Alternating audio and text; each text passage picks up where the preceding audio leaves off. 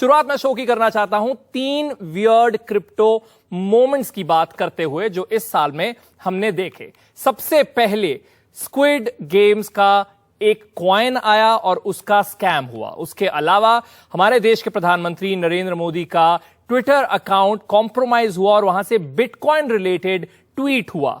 And in the end last में Elon Musk, Tesla, bitcoin, ये 3 शब्दों ने मार्केट को काफी हिलाया। तो इन तीनों वियर्ड मोमेंट्स की बात करेंगे। सबसे पहले बात कर लेते हैं स्क्विड गेम्स के टोकन की। तो जो दक्षिण कोरिया में बहुत सारा पॉपुलर ये सीरीज है, इसे नेटफ्लिक्स पर लाया गया और इसी से प्रेरित ये टोकन था।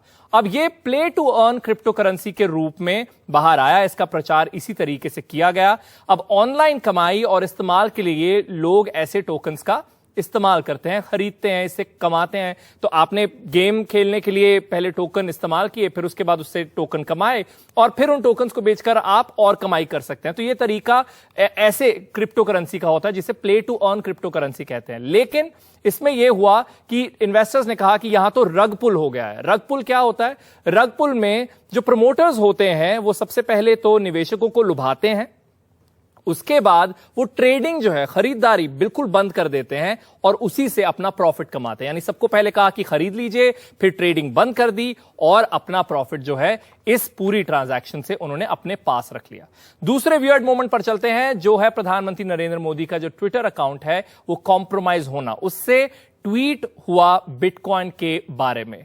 जो प्राइम मिनिस्टर ऑफिस है उन्होंने ये जानकारी दी कि हां अकाउंट कॉम्प्रोमाइज हुआ है। हैकर ने पोस्ट किया कि भारत ने बिटकॉइन को कानूनी मान्यता दे दी है।